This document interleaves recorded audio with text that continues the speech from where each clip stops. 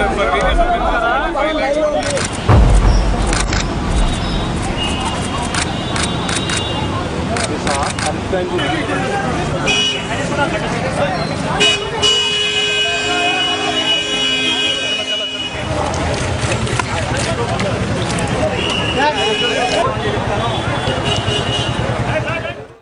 video kali ini aku akan membahas salah satu skandal perusahaan terbesar yang pernah terjadi di India, yaitu kasus Satyam Computer Service.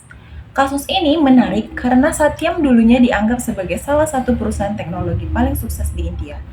Banyak investor percaya pada perusahaan ini, karyawannya puluhan ribu orang, dan bisnisnya terus berkembang.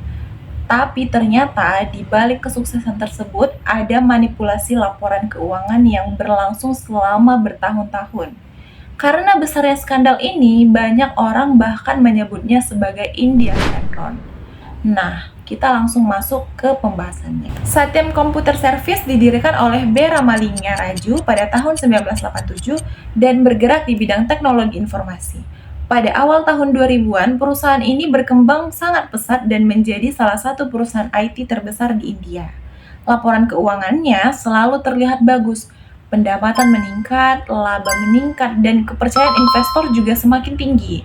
Namun ternyata kondisi perusahaan yang sebenarnya tidak sebaik yang ditampilkan dalam laporan keuangan.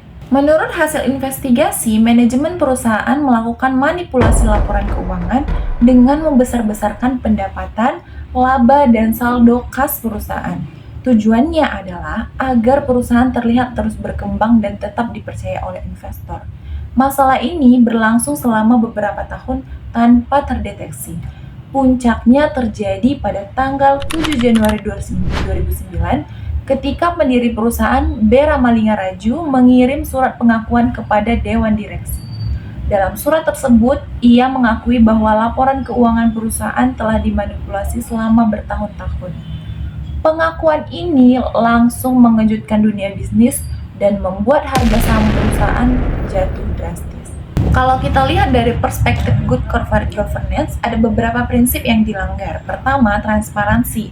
Perusahaan tidak memberikan informasi yang sebenarnya kepada investor dan publik. Kedua, akuntabilitas. Manajemen tidak bertanggung jawab dalam menjalankan tugasnya karena justru melakukan manipulasi.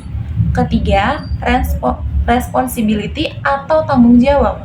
Tindakan pemalsuan laporan keuangan jelas tidak sesuai dengan etika bisnis dan peraturan yang berlaku. Dan yang keempat itu ada independensi, mekanisme pengawasan seperti auditor dan komite audit tidak berjalan secara efektif. Dan yang terakhir itu ada fairness atau kewajaran. Investor dan pihak lain dirugikan karena mengambil keputusan berdasarkan informasi yang tidak benar. Dampak dari skandal perusahaan ini termasuk besar. Harga saham perusahaan langsung turun anjlok dalam waktu yang singkat dan juga beberapa investor mengalami kerugian yang besar-besaran. Kepercayaan publik terhadap perusahaan juga hilang. Ramalinga Raju dan beberapa stakeholder juga harus menghadapi proses hukum. Inilah yang membuat pemerintah India itu harus memperkuat regulasi dan pengawasan terhadap perusahaan publik. Nah, dari kasus Satyam inilah kita belajar bahwa keberhasilan suatu perusahaan itu tidak hanya diukur dari keuntungan dan pertumbuhan bisnisnya.